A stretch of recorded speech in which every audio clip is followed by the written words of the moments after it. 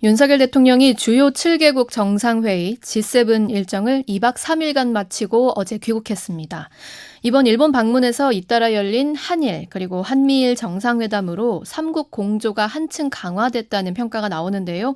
대통령실 출입하는 박정환 기자와 이번 G7 정상회의의 참가 의미, 성과 짚어보겠습니다. 박 기자.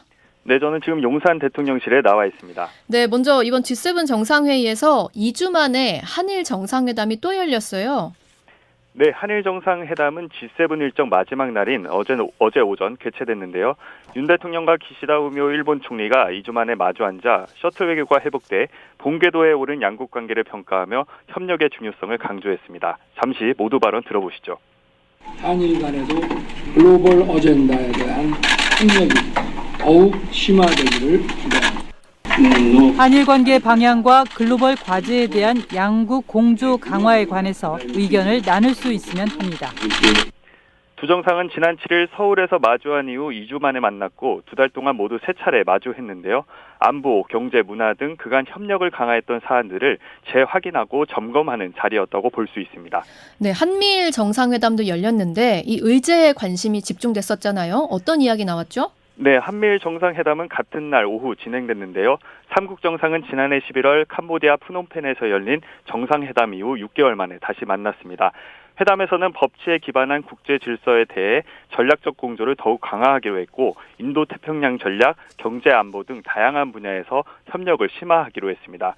특히 지난 프놈펜 정상회담에서 합의한 북한 미사일 경보 정보 공유의 진전 상황이 논의됐을지 주목됐는데요. 네네. 국가안보실 김태호 1차장은 오늘 한 방송사와의 인터뷰에서 지난 4월 한미일 국방 차관복급 회의 등 실무 차원에서 이미 꾸준히 진전을 이뤄왔다며 앞으로는 해상연합훈련 등을 통해 북한 미사일 경보 정보 대응훈련 체계가 강화될 것이라고 밝혔습니다. 그러면서 이러한 북한 미사일 정보 공유가 사전 준비, 발사, 사후 대응을 모두 포함한다며 정상 차원에서의 합의는 이미 이루어졌다고 볼 수 있다고 설명했습니다. 3국이 더 밀착했다. 이거는 알겠는데 근데 실제로 만난 시간이 너무 짧았다는 지적도 있거든요. 네, 그렇습니다. 한일 정상회담은 약 35분간, 한미일 정상회담은 약 5분 안팎으로 개최됐습니다. 시간이 좀 짧다고도 볼 수 있지만 G7 일정을 쪼개 마련한 만남이고 이미 3국 실무진들이 구체적인 의제에 대한 조율을 끝낸 상태였다는 게 대통령실 설명입니다. 김태호 1차장은 방송 인터뷰에서 세 나라 정상이 5분이든 10분이든 앉으면 그것을 확인하려는 하는 자리가 마련돼 있었는데 젤렌스키 우크라이나 대통령이 변수였다고 설명했습니다. 우리나라와 우크라이나 정상회담이 잡혔고 그 다음에는 미국과 우크라이나 정상회담이 잡히면서 시간이 더욱 촉박해졌다는 겁니다. 바이든 미 대통령이 회담에서 윤 대통령과 기시다 총리를 워싱턴 DC에 초대하겠다고 했는데요. 네네. 이번 정상회담 합의 수준에 만족했지만 좀 더 집중적으로 3국이 논의하기 위해 초청 의사를 밝혔다고 김태호 1차장은 밝혔습니다. 그러면 이 한미일 워싱턴 회담, 워싱턴 만남은 언제쯤 열리게 될까요? 날짜를 아직 확정할 단계는 아니라는 게 우리 정부 설명입니다. 잠시 들어보시죠.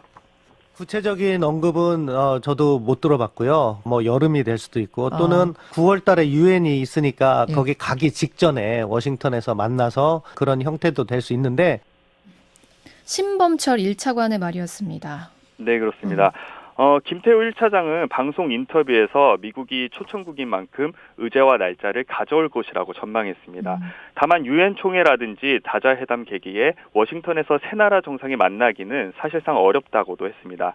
세 정상이 다시 워싱턴에 모인다면 그 자체로도 3국 공조에 또 다른 진전을 의미하는 것으로 볼 수 있다는 관측이 나옵니다. 네, 이번 순방에서 또 주목받은 게요. 이 한일 정상이 한국인 원폭 희생자 위령비를 공동 참배한 장면이었거든요. 네, 양 정상이 공동 참배한 첫 사례인데요. 대통령실은 이번 참배에 대해 10명의 우리 동포 원폭 피해자들도 참석해 의미가 더욱 컸다면서 두 정상이 가슴 아픈 과거를 직시하고 치유를 위해 함께 노력한다는 의미가 있다고 설명했습니다. 네. 윤 대통령은 G7 일정 첫날부터 역대 대통령으로는 처음으로 원폭 피해자 동포들을 만나 재차 사과와 위로의 뜻을 전했는데요. 잠시 들어보시죠.